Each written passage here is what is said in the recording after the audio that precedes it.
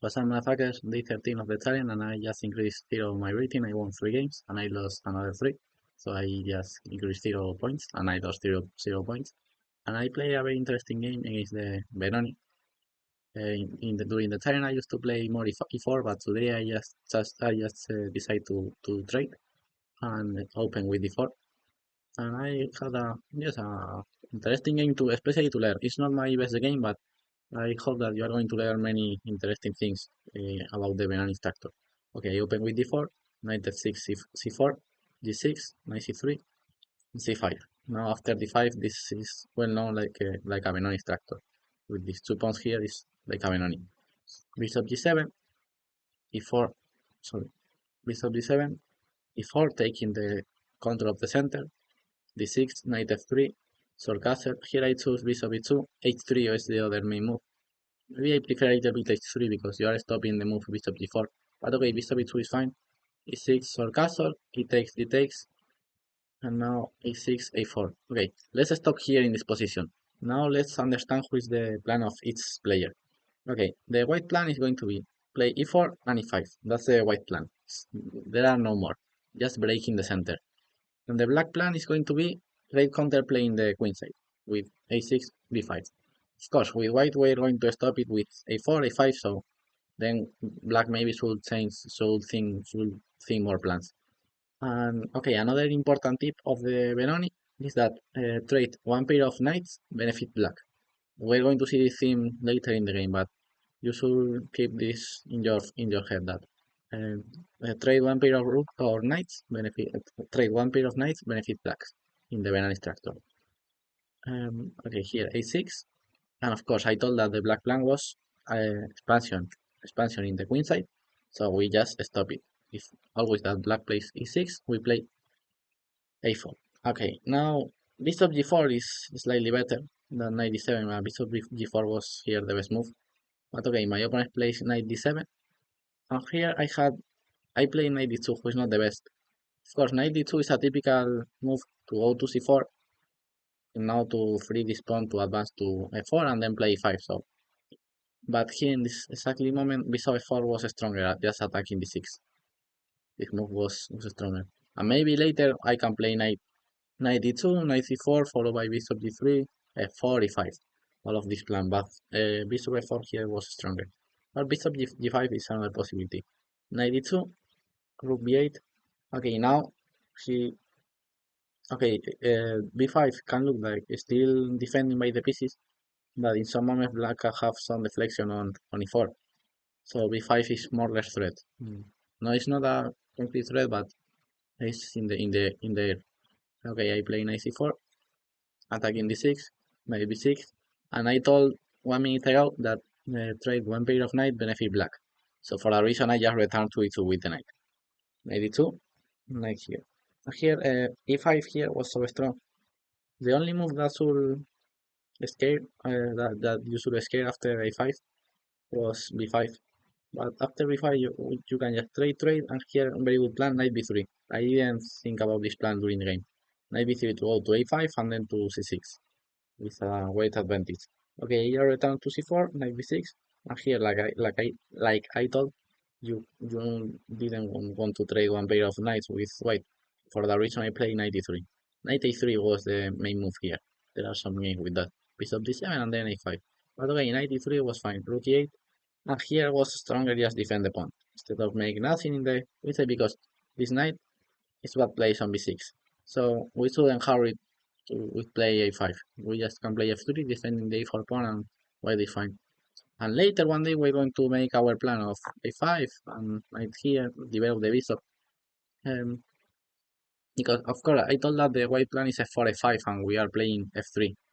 But why shouldn't hurry? It's most important to stop the black threats and later in one day we're going to play f45 than hurry so much playing with f4. So f3 here was the best.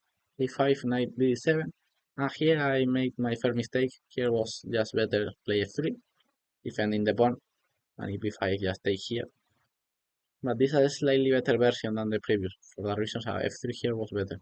By the way, a5 and here f3 was the best option.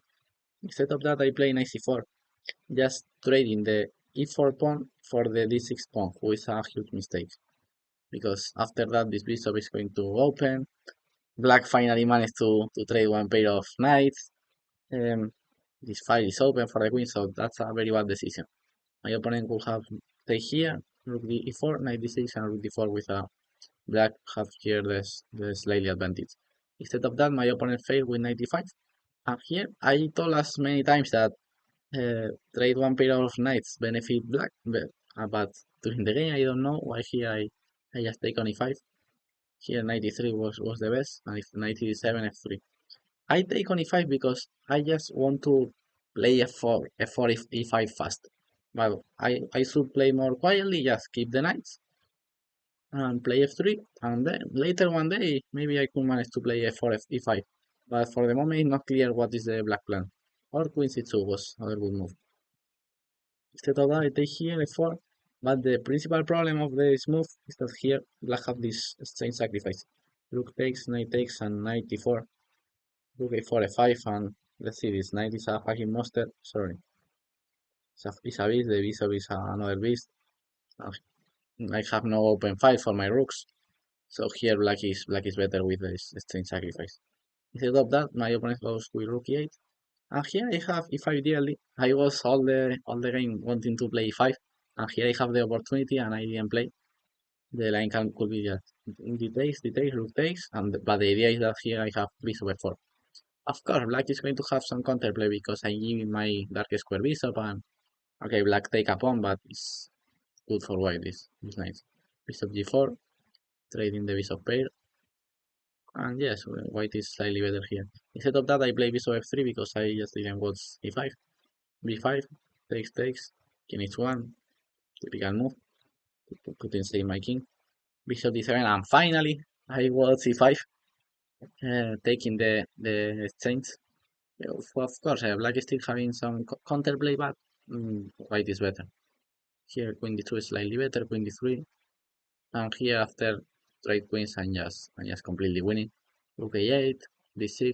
Here was a stronger rook d8, avoiding his plan.